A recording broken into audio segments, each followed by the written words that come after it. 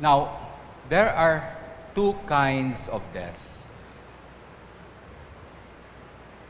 I've been reading, I've been studying this Lent, and one of the things I learned this Lent, that there are two kinds of death. The first is what you call terminal death. Terminal death. Ano yung terminal death, Father? Well, terminal death means that your life on earth is already finished. All your hopes and dreams, ang mga pangarap mo, tapos na, wala na. Okay? Sa Tagalog, meron tayong term dyan. Pantay na ang paa mo. Okay? You try to find out kung anong meaning niya. Pag sinabi mo sa isang tao na pantay na yung paa niya. Okay? Pag sinabi mong pantay na yung paa niya, meaning to say, tapos ng lahat. Yan ang tinatawag na terminal death. All your expectations, all the things that you plan, yung mga plano mong pumunta ka sa Boracay, magbabakasyon ako doon sa El Nido, kung saan-saan ang mga lugar na yan. The moment you die, that is already finished. Yan ang tinatawag na terminal death. And all of us will come to that. Okay? All of us. None is exempted. Our life here on earth one day will end. Okay? Bakit kinikwento ni Jesus yan? Because that is the reality of life. And as Christians, we do not just look at terminal death. Merong pangalawang kamatayan, a kind of death that all of us need to see also. And that is what we call the Paschal death. The Paschal death, ito yung sinasabi ni Lord dito. Paschal death means that when you die, life will begin on death. Mag-uumpisa ang tunay na buhay doon sa kamatayan. Yan ang Paschal death. That's why ang sineselebrate natin every Sunday is the Paschal mystery. What is the mystery of our faith?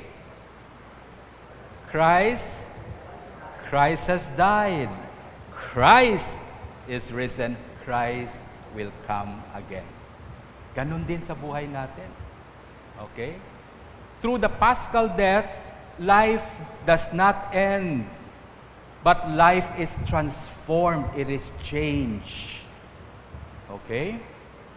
Nagbabago ang buhay natin.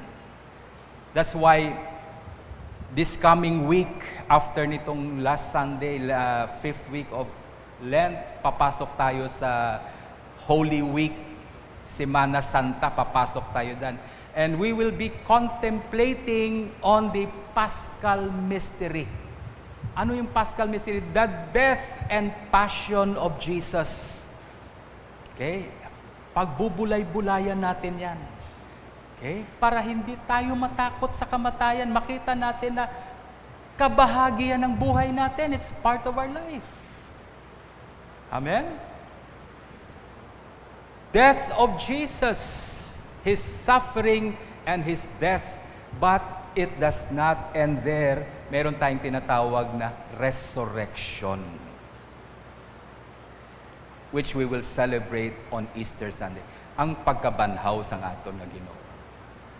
His life did not end in death, but it continues on in His resurrection. Then we have the ascension of Jesus to heaven.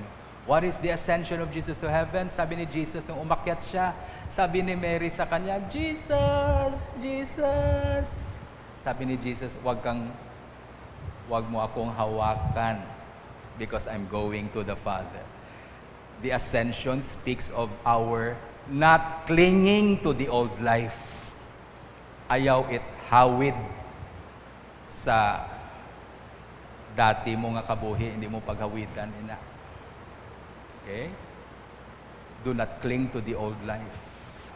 That is the ascension. Then, Pentecost, the coming of the Holy Spirit, the new life that we will have. That is the mystery of our faith. Okay?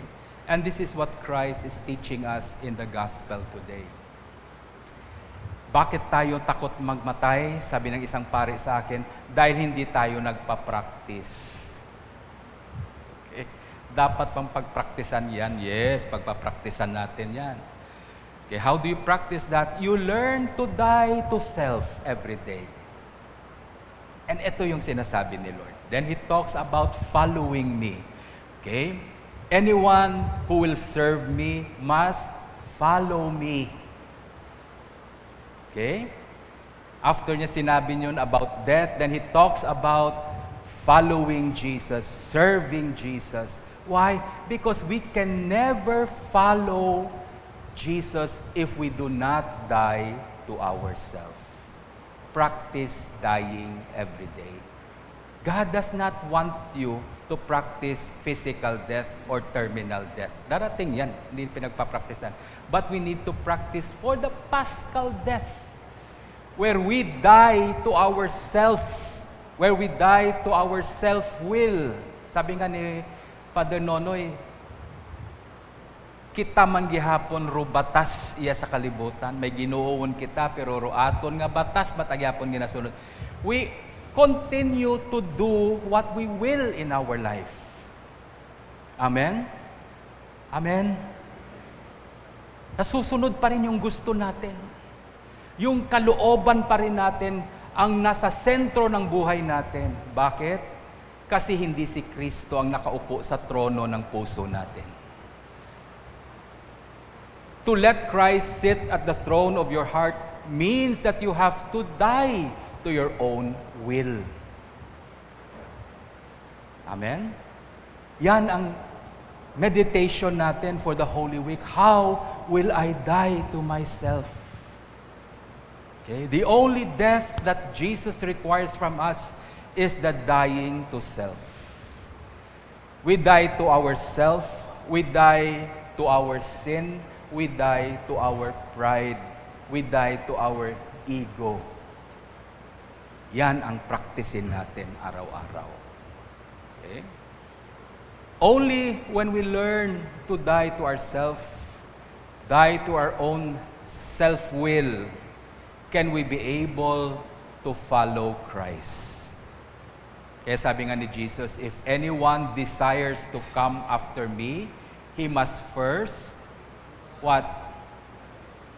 Oh, alam natin yan. Yeah? Anyone who desires to come after me, anyone who wish to come after me must deny himself. Oh. Then, pick up his cross. You pick up your own cross. Jesus died on the cross. What is He trying to tell us? If we are going to follow and desire to follow Christ, we must practice dying. And dying to ourselves every day. Amen? Minsan ayaw natin yan. Kaya nagkakagulo ang buhay natin. We are so afraid of death because we have never practiced for it. A person who has totally surrendered himself to God, a person who has already come to a point in his life, Lord, ang buhay ko sa'yo na. It's no longer I who live, but Christ now who lives in me. He has died to himself already. You know that person? Pag dumating tayo sa punto ng buhay natin, na lahat ng bagay, everything in our hearts is surrendered to Jesus. We have died to ourselves. It's no longer I who live, hindi na ako, kundi si Kristo now. If we come to that point, we will never be afraid of dying anymore. We will not be afraid of poverty anymore. We will not be afraid of sickness anymore. Why? Why? Bakit? Because now, we have experienced the love of God by that time. Yun ang pag-ibig ng Diyos. And pinakita yan ni Kristo. Okay? He has shown that to us. Yan ang example na pinakita niya. That He followed the Father even to the cross. He continued to follow God. He died to Himself. On the Garden of Gethsemane, yun ang sinabi niya sa Diyos Ama. Sabi niya, Father, if there's any other way, take this cup away from me. But, nevertheless, not my will be done, but yours be done. Hindi pa siya umaakyat sa cross at namatay sa cross. Si Jesus namatay na sa sarili niya. Amen? Tinanggap niya ang kalooban ng kanyang Ama. At sa pagtanggap ng kalooban ng kanyang Ama, siya'y namatay sa sarili niyang kalooban. And that is what the gospel teaches us today. We're afraid to let go of our will. We're afraid to let go of ourself. Not knowing, ay sinasabi ni Jesus, He who loves his life will lose it. Alam mo yung ibig sabihin yan? You will only experience terminal death. Yan lang ang matitikman mo sa buhay mo, terminal death. Because you cling to your life, you cling to yourself, you cling to your own will. Ayaw mong bitawan ang mahal na mahal mong sarili. Kaya sabi niya, you will lose your life. Terminal death. That will be your experience. But if you fall to the ground, that grain of wheat falls to the ground and dies, sabi niya, it will multiply, it will change, it will transform, magbabago yan. Yan ang mangyayari. We will experience the Paschal death of Jesus. My dear brothers, sisters, that is the challenge of God today for us. Huwag nating hayaan na yung mararanasan natin is terminal death only. Darating talaga yan. Paghandaan natin yung tinatawag na Paschal death, where we practice every day to die to ourselves, die to our pride. Bakit maraming tao ngayon nagsastruggle, hindi makapagpatawad dahil sa pride? Nagdurusa, nagkakasakit na dahil may unforgiveness. Bakit? Pride. Ayaw mamatay sa sarili. Okay? May mga taong hindi marunong humingi ng tawad. Kaya hindi rin marunong magpatawad. It boils to one thing, self. It's about self. Kaya sa bahay, sa loob ng bahay, sa loob ng tahanan, kung hindi kayo marunong magpatawad, no one will practice dying there, dying to self, magulo ang bahay nyo. Magulo ang bahay. It is when we begin to practice the Paschal death of Jesus, unite our heart, unite our mind to the death and suffering of Christ, that we may share in His resurrection.